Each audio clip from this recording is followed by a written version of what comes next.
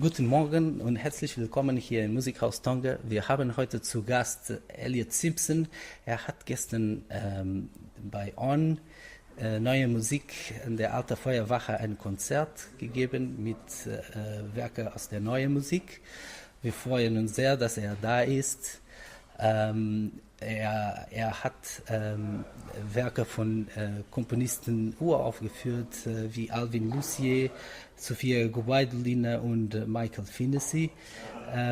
Und kam hier zu Gast ein bisschen über dieses Konzert zu sprechen. Thank you very much that you're here, Elliot.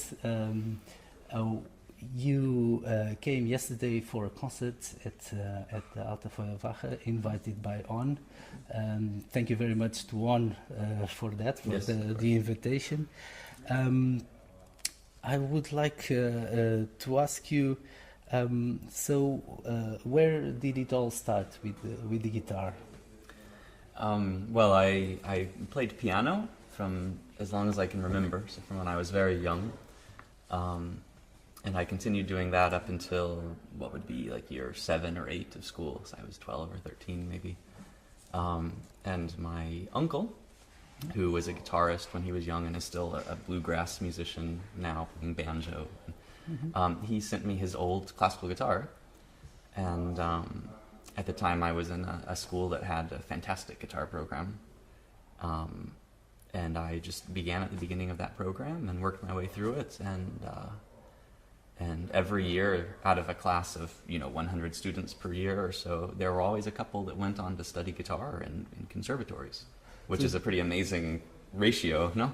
Yeah. And so I just followed kind of the path of these students ahead of me, and lots of whom are still continuing now and are fantastic. And I went to San Francisco to study for my bachelor's degree, the San Francisco Conservatory, where I studied with David Tannenbaum. Who is a really important name for new music on guitar, actually, which at the time I didn't necessarily appreciate. Of course, I was interested in kind of modern-y guitar music, like Diens or Brouwer or something. No, I liked that, but it was through him that I started playing heavier, serious repertoire. And in the last year there, I started playing Royal Winter Music, the Hinze Sonata, and I learned the second sonata of that with him. And so that was where I started getting into this kind of heavy 20th century music. That work you did a recording of? Yes, a couple years after that I recorded both sonatas, so there's a CD of the whole Royal Winter Music cycle. Yeah. And you would say that it was with David Tannenbaum that you started getting interest with the new music? Yes, I'd say, well, I'd always kind of tended towards jazzy sounding things or modern sounding things, but he was definitely the kind of example for me of how to work with composers, how to play new pieces, how to access this kind of denser, more difficult music, maybe. And also the teacher I had after him in Den Haag and The Hague for my master's degree, Zoran Dukic, who's not necessarily very well known maybe for playing this modern music, but he was a fantastic teacher in terms of the kind of communication of it, how it's perceived by people. So between those two musicians, I think I had a good balance of points of view, maybe. Was it a difficult decision to come to Europe to study, to leave the US at the time? No, it actually wasn't. I was ready for a change, and there weren't many possibilities in the US that I found that really excited me. The cost of tuition was a big factor, because in the US it costs tens and tens of thousands of dollars for a year of studying, and in Europe at that time it was much cheaper. It's starting, at least in the Netherlands, they're raising tuition for non-EU students, so it's maybe I would have made a different decision had it been now, but at the time it was an easy decision, and I'm happy I ended up there. Okay, yeah. So yesterday you had a program, you played a piece by Alvin Lucier, then 3 pieces from Walter Zimmermann, and then a couple of pieces by James Tenney. And then you had a very interesting encore that we will speak about in a minute. So the Alvin Lucier piece, I think I have the impression that Alvin Lucier is someone that is very concerned with using the physical properties of sounds. Absolutely. Yeah. So this piece is music for solo performance with the brain waves, or I'm sitting on a room, exploring the resonances of the room, and music on a long thin wire as well, very famous. Yesterday you had this piece where you had, it's called the Spider Path, and you have this you on your I think it was on your right on hand. My left hand, on I your had left strings. you had the strings, Yeah. and then they were coupled to the strings. To the guitar strings. So there was kind of a situation where the vibration, where you were playing the spider strings to the guitar strings. Yeah. Would you like to comment on that piece? How did you came to that piece? Sure. Well, it's what you say is absolutely true. I think. I think there's an element in what we call kind of experimental classical music of finding a structure that's almost a kind of demonstration of some kind of acoustic principle or the property of some instrument or of the human brain, for example, in the solo performance. So a lot of his music deals with sine waves and beatings, and this piece for me, I was surprised when I found it, because I think it's not necessarily what you would expect from his music. It seems like a bit of an outlier, maybe. Yeah, as you said, it's just there are 5 strings from the 5 fingers of the left hand connected to 5 strings of the guitar, and there are different sequences of those that you go through with different degrees of tension of the string. Which, if it's looser, you get more of the kind of fundamental pitch of the guitar string, and as you pull it tighter, you start to kind of activate higher overtones. But of course, the strings also jump as you play them, especially if they're on the treble strings. After you pluck them, they can kind of slide around. So you never know quite what will sound, which is also a kind of, which is also kind of an element of this aesthetic. Surprise. That it is a little uncontrolled. It is a kind of demonstration of these kind of how these sets of strings interact. But I think it still has it's still a really kind of beautiful, rich sound that comes out. So. Okay, and then you played a piece by 3 pieces by Walter Zimmermann. He was at the audience, and I could see that he was visibly pleased with the performance. At the end, he was. I would say that he was very happy. You played the first piece was a piece with a lot of natural harmonics. So it was something that it's called 15 Zwiefache Transzendiert. Can you talk a little bit about it? Absolutely, yeah. I found Walter's music. I'd come across his name before. I have a lot of composer friends, and he's kind of an important figure in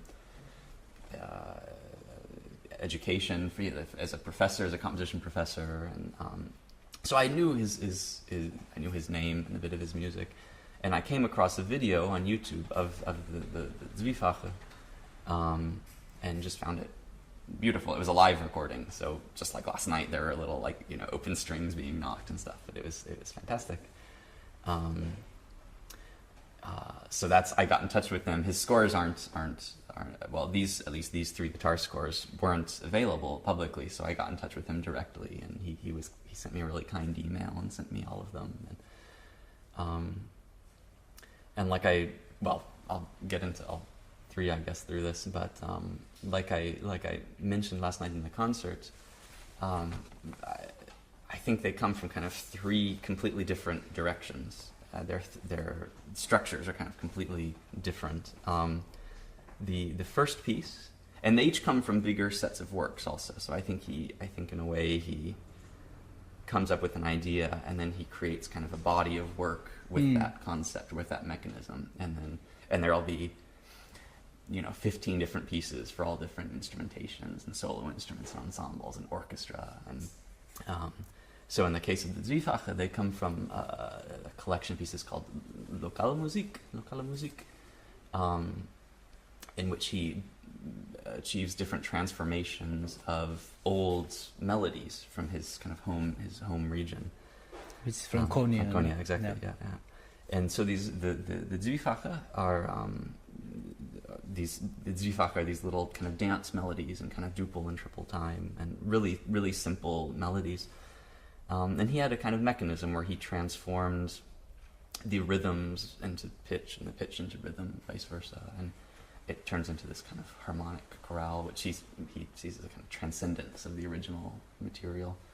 And it was inspired for those who know his book called Desert Plants. He wrote a beautiful book about when he was younger about these conversations with American composers who were kind of important in this genre when he was growing up. And I think it was the conversation with Philip Corner actually, where he was kind of given the advice to look into the kind of material of his own culture and his own region, and to find a way of transforming that into some kind of modern expression, or using that as a kind of basis for composition. So, well, it was a very harmonious piece. I would completely. say. It's beautiful. It's modal, tonal.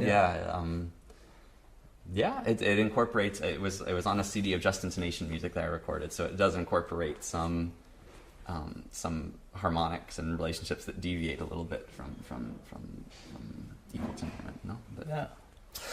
Okay, and then you played another piece with three movements, and one thing that I realized was the amount of control that you had over the timbre of the instrument during this piece. So that was at some point the attention was absolutely focused on these differences. Yeah. Would you? Yeah, absolutely, and it's the Tre Stanze. Absolutely, what you said. I realized as I was playing that I forgot to mention this before I started playing. I was supposed to. The pieces, it comes from kind of the system of superimposing magic squares with prime numbers and with the kind of harmonic series of the pitches, and so this mechanism generates all the kind of entities. And then he stretches that apart further by giving really precise instructions to the right, for the right hand of the guitarist, for the plucking hand, about where on the string to pluck, about at what angle, about how much either flesh or nail is to be used. So it has three different systems. So in the first stanza, it has little indications of the angle and where on the string, and then also if it's flesh or the side of the nail or whatever. The second movement has two lines, has two instruments going on at the same time, with one using nail and one using flesh. And then the third movement, where I have to keep jumping around a lot, it's three voices simultaneously, with one being extreme ponticello, normal, and extreme tasto. Okay. With the instruction or the compromise that when two or three notes happen at the same time, you could either break them, so a kind of arpeggio across 3 points of the string, or you take the kind of compromise. So if it's like a normal and ponticello, you would play kind of halfway to ponticello, no? Or if it's all three at once, the compromise would be in the middle, no, in the kind of normal position. So, and then the third piece doesn't have, it has kind of standard instructions of ponticello or tasto or kind of changing from one to the other, but he doesn't use that so much in the third one. Okay. Yeah. And the last piece, the Sentenzen. So that was a shorter piece that you played for me. It is, yeah. It's actually just the first fragment from a much larger piano piece that he wrote, based on the poetry or the aphorisms of an Argentinian poet named Antonio Borgia. So there is a much longer, fantastic piano piece, and this was just a kind of transcription he made for the guitar. Okay. Of just the first, I think it was the first page or 2 pages, maybe. It's just the kind of the first portion, which some of the things he asked for were not possible to realize on the guitar, or were difficult to notate. So it was kind of then kind of re-transcribed by me to kind of take advantage of the guitar a little bit more. So that was one thing I wanted to ask. What was your relation with him during this process of making these concerts or putting these pieces together? Yeah. Well, the Zwiefache were clear, were kind of self-explanatory. So I was performing those, and I recorded them on a CD, and sent those to him. And then I started working on the other 2 pieces, Sentenzen and Tre Stanze. And then I had really a lot of questions, clarifications. There were voicings that weren't possible, so I had to kind of re-voice chords. There were notes that he wrote as harmonics that couldn't be played as harmonics, or vice versa. So we went through a series, mostly via email at that point, of kind of me proposing corrections or asking questions to clarify ideas. Is it often so that you have contact with the composers and you it's more of a collective work? I think so. I think it is. Of course, it depends. It depends on there's a question of the music, of kind of how necessary it is. Of course, if the music is written in a really traditional way, then maybe it's easier to, which doesn't say anything about the expression. Exactly, the kind of level of relevance of it, but it can be notated in a really traditional way, and it's clear. And then other things are more problematic or more ambiguous, just because of the nature of music notation, you know. But especially with young composers, there's a lot of interaction. Some of them, like Walter, I think has very clear ideas about how it should be, and others, sometimes I'm surprised when, I'll say, "Is this what you're thinking of?" And they say, "No, but that's beautiful. So do that and show me how to write that instead of what I wrote." But with Walter, it was very. I mean, once we started communicating, it was very clear what he wanted. We met in Berlin after this process, and I kind of played through everything the first time for him. And he had heard the Zwiefache; he had never heard the other 2 pieces played, and he had a lot more instructions about the kind of feel of it or what he had intended.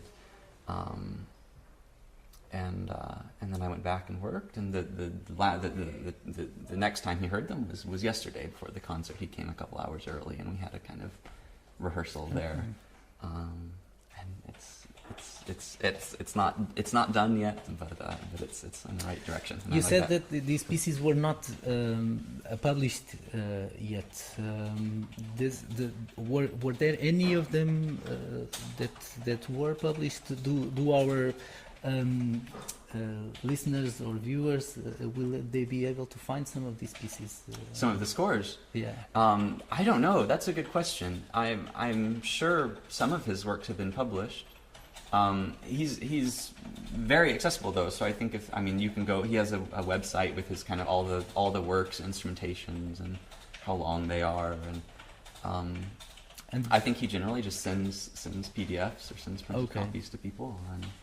And the piece by Lucier was not. His piece is published. His piece is published by Material Press, I believe. It's actually here in Germany somewhere. Okay. Publishes most of his recent works, so that's available. Okay. Yeah.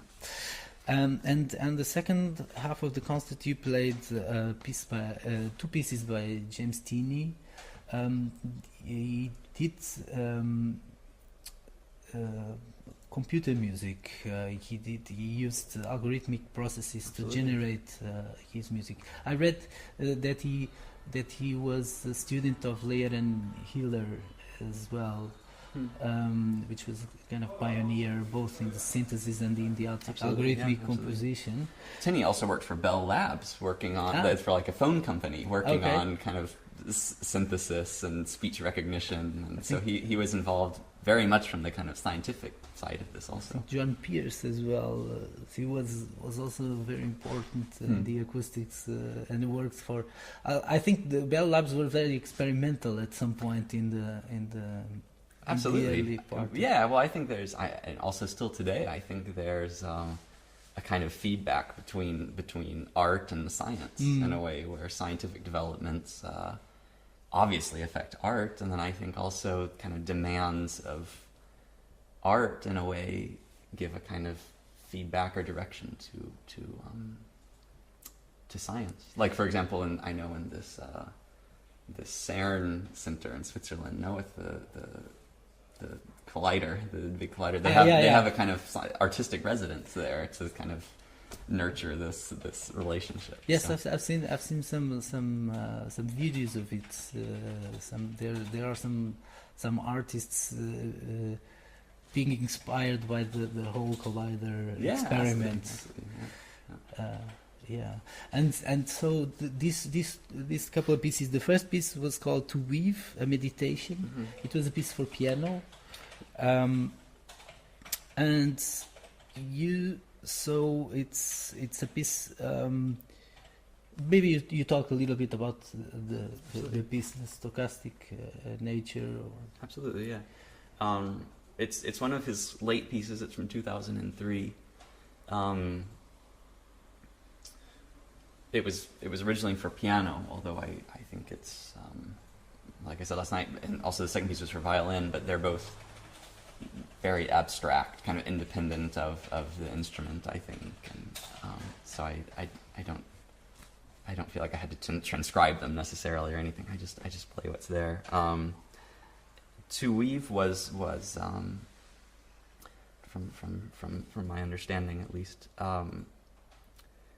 Was written with the aid or via a program, a computer program that he had written, an algorithm based on statistics, which creates the greatest possible heterophony of counterpoint, and it's divided into three voices, which have three independent hinges. And that's it. And then kind of superimposed on this structure is a series of waves of density and dynamics. So it increases speed and dynamics and then kind of relaxes again. But it's just these three lines continuing through time. And but it's something that I like about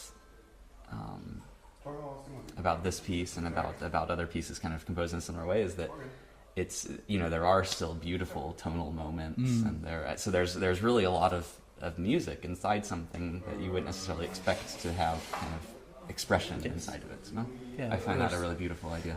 I think you said that you didn't do any transcription to it, but I recall that there were some decisions that you took that probably were not on the piano because you were doing some harmonics there as well. Yeah, exactly. So, well, it goes. I was forced to that because it goes way out of the range of the guitar. The sixth string is tuned all the way down to a B.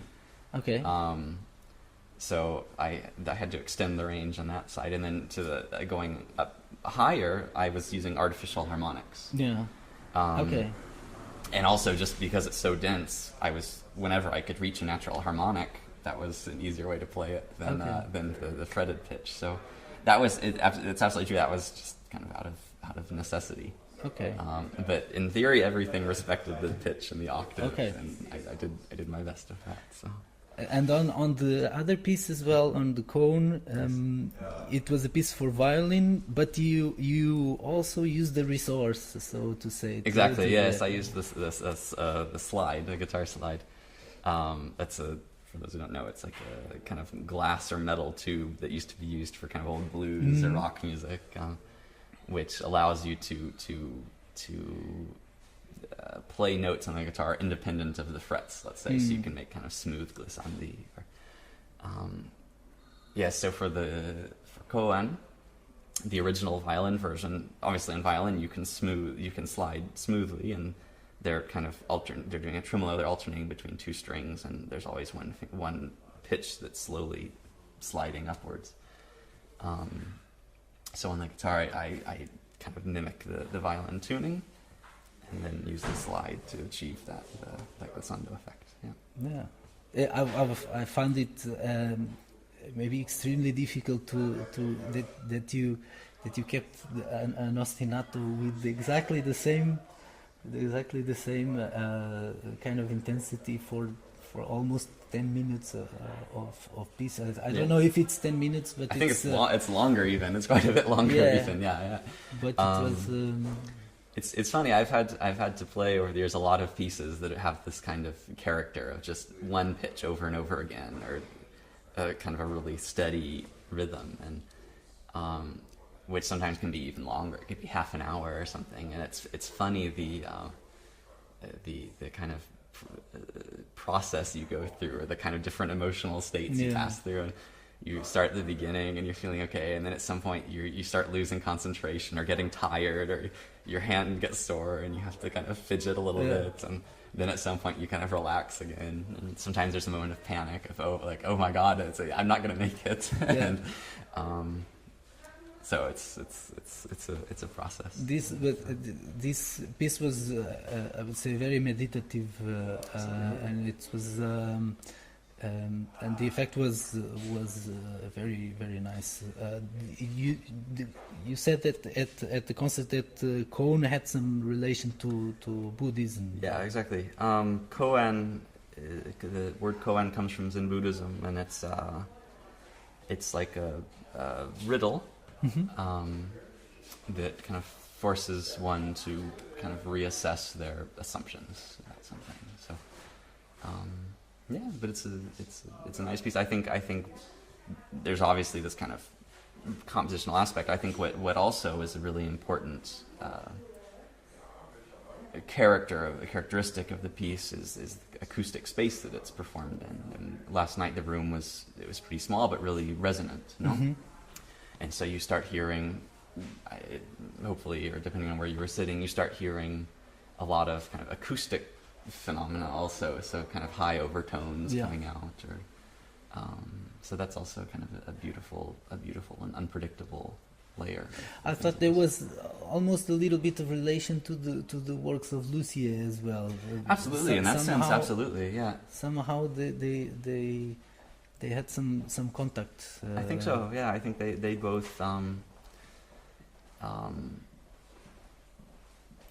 Like the pieces of Walter, for example, I think are kind of enclosed. No, they're kind of their own entity. And I think in the works of composers like Lucier and Tenney, they're maybe a little bit more open to external influences. No, whether that's the room or the people inside of it, the state of the performer. I think these all are allowed to affect the outcome of their pieces. Yeah. Okay, and at the end you had quite an interesting experiment, I would say. So you asked for the collaboration of the audience for your encore. Yeah. Can you tell a little bit about this piece, about the composer? Absolutely, yeah. I'll step back a moment and then kind of return to last night. One of the things, and I owe kind of a debt of gratitude to friends, especially in The Hague, for getting me into music that is maybe more open, or kind of text scores or graphic scores, or scores for pieces where you don't even necessarily use your instrument. For example, last night we were using just kind of sound objects, whatever people could find. And I became really interested in this kind of music. I love performing it. I've been doing a lot of workshops lately, kind of around the world, a lot in conservatories and some with younger students also, of having a kind of workshop with them over several hours where we talk a little bit, we do some exercises, and we put together 3 or 4 of these kind of large free pieces, and then we have a concert that night or the next day or something. And I really love that idea of creating something kind of spontaneously with students or with people who aren't even musicians, and to have that experience of performing together where anyone can perform something that's really profound and beautiful. And I think that's what we were talking a little bit about before, like we're in a world where, of course, everyone via the internet or technology or whatever has the possibility of sharing their opinion or their creation, but so much of that is just a kind of recycling of commercial material. And so I think it's something that's really relevant in our world now, this idea of people coming into a room not knowing what to expect and leaving it having performed something together. I thought I took part in the piece, and I thought it was great. I thought it's kind of going back to roots of music, so that people share something in common, not only being on the side of the public, but also being part of the performance. Not just cheering, but also contributing. Participating. I think that's. I mean, of course, I've had, I and everyone have had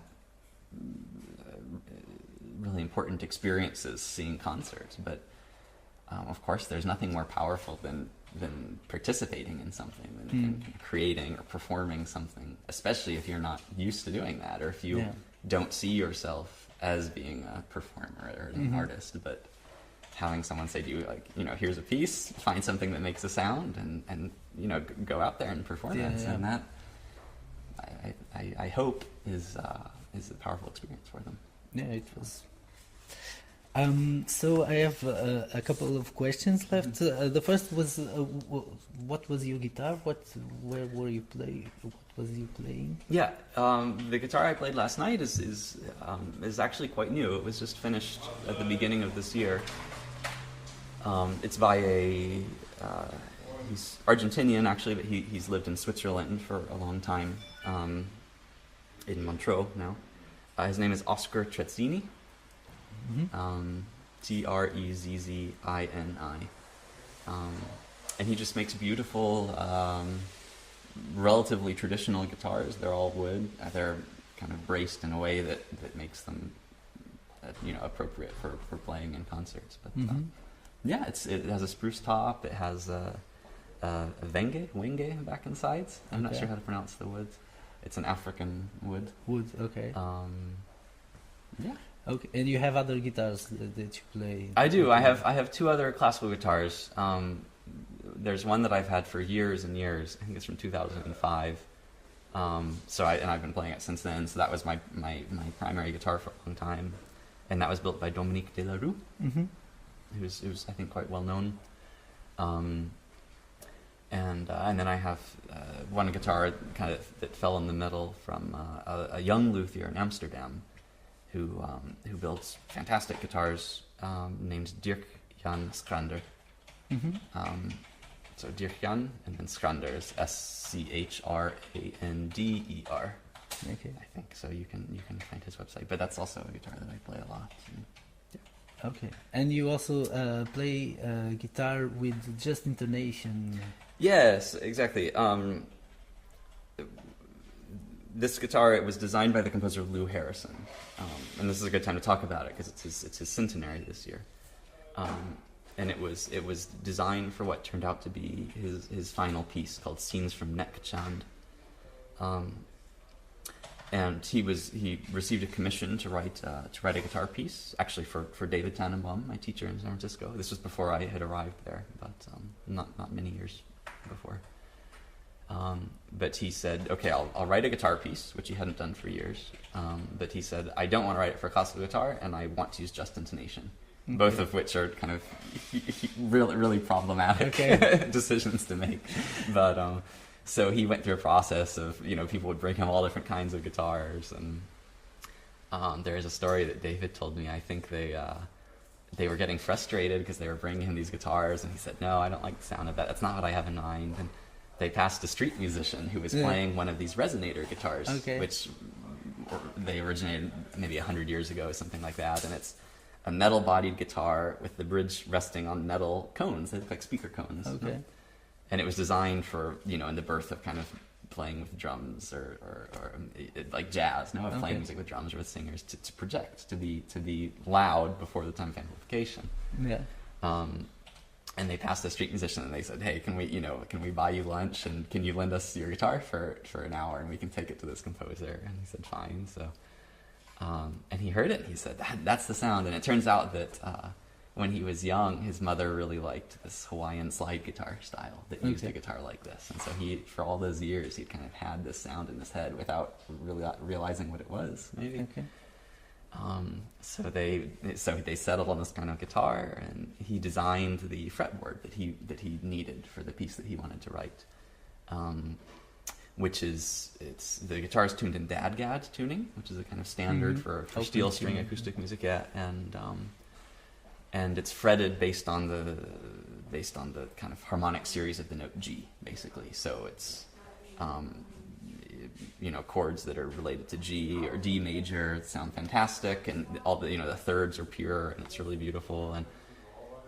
But as you get further away harmonically, it gets uglier and uglier. No, and the frets, like we were talking about before, also the frets aren't straight. So in some locations, each string will have its own little mini frets to control the intonation. So they had this design, and they knew what kind of guitar they wanted. They went to this company called National Resophonic in California, not far from San Francisco. And this company built 5 of these guitars. And one of them went to David Tannenbaum, my teacher. And while I was studying with him, they had kept 2 guitars to lend out. And while I was still studying with David, they decided to sell one of those. And so David arranged for me to get this guitar, and I didn't use it for several years. But then through kind of a series of coincidences and meetings with other composers, I got into a project of playing a program of music on that guitar, including Walter's piece, and then 3 pieces that had been written for that guitar. Well, 2 pieces that had previously been written for the guitar but had never been performed in their entirety by David Doty and Larry Polanski. And then there was a new piece by an Argentinian composer in Den Haag, who was a good friend of mine, who wrote kind of the newest piece, let's say, for this guitar with electronics in that case. What's his name? Ezekiel Menayed. Okay. Yeah. So that's another guitar that I still have, of course, this Resophonic guitar, and yeah. Okay, I think we're ready to wrap up. I just would like to ask you if you are involved in any project at the moment, if you're going for a concert sometime soon, so that if anyone is listening or watching can follow you. Yeah. Let's see. Well, tonight, I'm not sure. I doubt this will be online in time. Tonight, I play in Bonn, in Situ Society. I play at the beginning of July. There's an interesting symposium or festival in Salzburg, in the music university there, looking into microtonal music from all different sides. So I'm playing a program there of music on this just intonation guitar, and giving kind of a talk about the development of that repertoire, starting with Lou Harrison's original piece for it, and then showing some examples of later pieces. And then I'll do a couple more recordings, hopefully in the summer, after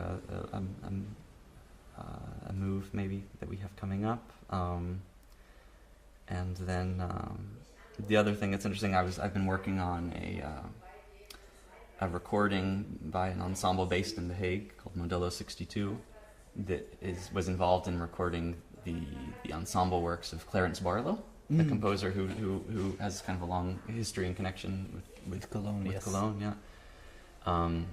So there will be a double or triple disc coming out on World Editions, which is based here in Germany. That I was the producer for the ensemble portion of that with this ensemble from The Hague. So that's something to look out for. Hopefully later this year. That's good to hear. Well, thank you very much. I'm very happy that you were coming to Cologne to do these concerts, and also very happy that you accepted to be here at Musikhaus Tonger. Und das war's für heute. Wir hoffen, dass es Ihnen gefällt hat, und wir werden dann mehrere Interviews in dieser Reihe haben. Vielen Dank und auf Wiedersehen.